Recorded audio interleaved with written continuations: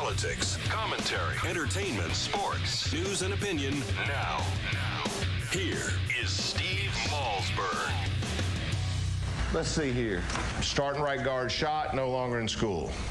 Starting middle linebacker shot, no longer in school. Two players fighting right in front of the coach when he's trying to make things work out. Starting center arrested for shooting somebody in the face with a BB gun. Most coaches, that would be pretty much a career's worth of crap to deal with. I think that sums up the last 2 weeks for me. And you know what? I know damn good and well what I sign up for every year. And I keep coming back because I love this program and I feel very responsible to make sure that you guys have a football season that you can be proud of. All right, that's Bill Courtney, ladies and gentlemen, former high school football coach. That's from the Academy Award-winning documentary Undefeated, which we talked about with Bill last time he was here. He is back. Good to see you. And the book, let's put the book up on the screen. And you had the book here. It wasn't out officially yet. We talked about it a little tiny bit, but now it's out. It's in full force, Against the Grain. And I'm so glad to see you again. I watched that documentary with my son, as I told you after you were here last time. And wow, it was just as riveting as that part was. The whole document, the whole movie is even more riveting. Thank you. And the book is fantastic. And the book is again the labor of love that you talked about last time, and the message that you want to get out there to kids especially and to youngsters, and how the tenets that they should utilize to live a good life. Well, and you're right, but it's. Unfortunately, I think adults need it maybe even more than youngsters. True, you know? true. The 30,000-foot view is this. We can be an open-minded, inclusive, forward-thinking society without abandoning the core principles that got us here in the first place. And where pop culture and society is taking us right now, there's becoming this evolution of thought that we can't adhere to core fundamental values and still move ahead, that somehow they're opposed to one another. And I think that's completely inaccurate. And I think we are going to progress as a society. Society simply progress, but how do we do that without leaving behind the foundation of who we are as a people and as individuals? Well, that is, I mean, you know, we talk about where we're going as a society on this show, whether it's talking about politics or talking about social issues or whatever, and it all is intertwined. It is. And then you come along with the book, and you try to keep us all grounded by what you write about. And it is such a quandary, because we're moving, it seems like as a society and as a world, in one direction. But you're right.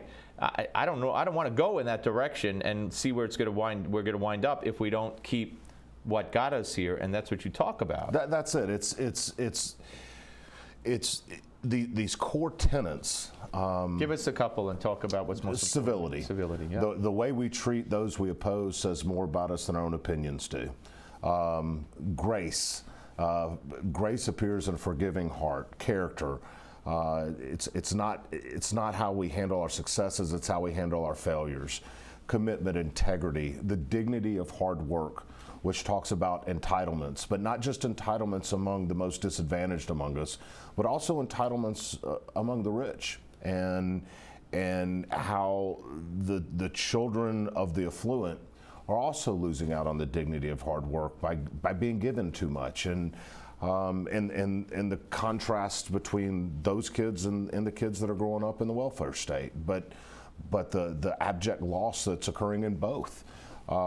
It's against the grain. We're going against the grain of conventional thought and talking about how these tenets work in today's society. It's not a biography, it's not a self-help book, it's not a sports book, and it's certainly not my life. It's my life as it has interwoven into 30 others' lives, and these people are used to illustrate these tenets in the book. And since it is against the grain, how receptive have people been? It's been beyond what I could have ever imagined. It's it's a book that it doesn't matter if you're white or black or green or purple or male or female, it's universal, or Christian or Jewish or Muslim these tenets work in all aspects of our life: business, family, politics, society, and it works across all walks of life. And the book is there to illustrate, doesn't matter who you are, where you come from,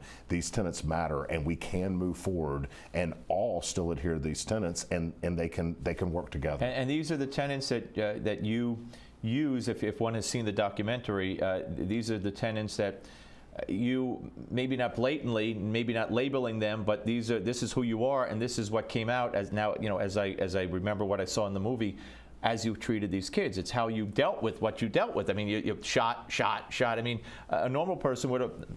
Many people, you're not normal. You're exceptional. You're exceptional. That's too the kind. average person would have said, "I'm getting the heck out of here," but you didn't. But here's the thing: people often say, how did you take 17 kids and end up with 70? And how did you go from 7 wins and 93 losses to 18 wins and 2 losses? And I will tell you, it's the same answer to how did you take a business in 2001 from your couch and you now have 120 employees and a $45 million business with offices in Shanghai and Ho Chi Minh. You're doing something right on all aspects. Well, and how do you have an 18-year-old, 17-year-old, 16-year-old, 15-year-old all doing well, married to the same woman for 22 years? And I will tell you, these fundamentals, the same thing that built that football team, and the same thing that built my business, and the same thing that built my family, build a foundation for your life with these tenets that define you, and then that creates a platform from which you can go to do everything in all walks of your life. And it doesn't matter if I'm an average guy. I'm just a guy that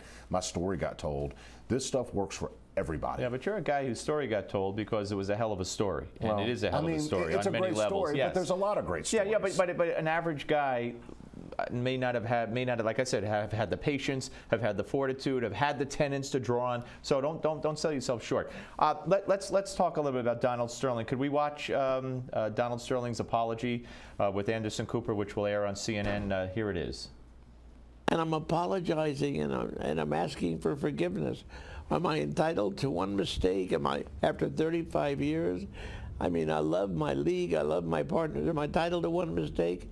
It's a terrible mistake, and I'll never do it again. The vice president of the NBA Players Association, Roger Mason, he said that the players won't accept anyone in the Sterling family owning the Clippers, not you, not your wife, not your son-in-law, not your daughter. Do you believe that? I really don't know. The people that are going to decide my fate, I think, are not the media and not the Players Union, but the NBA. The owners. Pardon me? The owners. The owners. If the owners feel I deserve another chance, then they'll give it to me. All right. Forget. Does he deserve another chance? Are we all entitled to that kind of mistake? JFK said, always forgive your enemies, but never forget their names. And what he meant by that was, especially as a Christian, I expect forgiveness in my life from who I think is my ruler. So what kind of hypocrite would I be to expect forgiveness in my own life but not grant it to another human being? He absolutely deserves forgiveness if his request for it is sincere. Does that entitle him to stay involved in the organization Right, that's a whole that he other hurt? Story, yeah. That's a whole nother But you know what story. gets me? And so yes, he deserves forgiveness, but that doesn't mean that he deserves to keep the team. But you know what gets me? And Ari Fleischer, the former Bush press secretary who runs the sports PR firm, and I talked about this last week, and he said, first of all, he said he doesn't believe they should take the team, but when the players say, oh, your daughter can't own it, your wife can't own it, this one can't own it, I mean, to me, that's getting carried away. What did they do? I think that's the flip side is, you can't burden someone else with another's mistake. Right. But there's a big difference in forgiveness and a pardon. Yeah, I agree. I hear you. So I do think he deserves forgiveness. Right. But whether or not he keeps the team. Does his family deserve to be lopped up into the quagmire that he created for himself with his mouth? Right. No, I don't think that's fair either. Watch Michael Sam, openly gay, college player, first one to be drafted. Watch what ESPN's coverage was. Okay. A lot of people talking about this. There was even more. I don't know how much we're going to see here. There was even more kiss. There was some cake involved. Like at a wedding, putting the cake in the boyfriend's mouth and then kissing him right after that.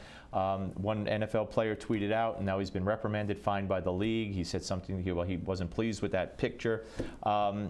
Michael Sam today coming out and saying, we only have a minute, saying teams chickened out. I should have been drafted earlier in the 3rd round. Is he pushing it, or should he just accept what it is? Should there have been that kiss? What's your opinion here? My opinion is this. I do not care if the guy's gay. I just don't. I do legitimately have close friends that are gay, and I don't care what their sexuality is. That's between them and their family and, frankly, their God.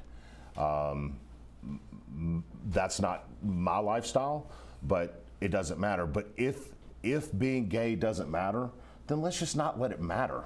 Period. One way or the other. I don't see pushing it. If it needs to be mainstream and not Did the matter, kiss push it a little? I don't think the kiss pushed it. I think maybe the coverage of it did. Bill Courtney, Against the Grain. Thank you, my friend. Thank you so much. Thanks. All right, folks, we're coming back, and you know what time it is. It's Gimme 5 time. Right here. Final one of the show on the Steve Malzberg Show.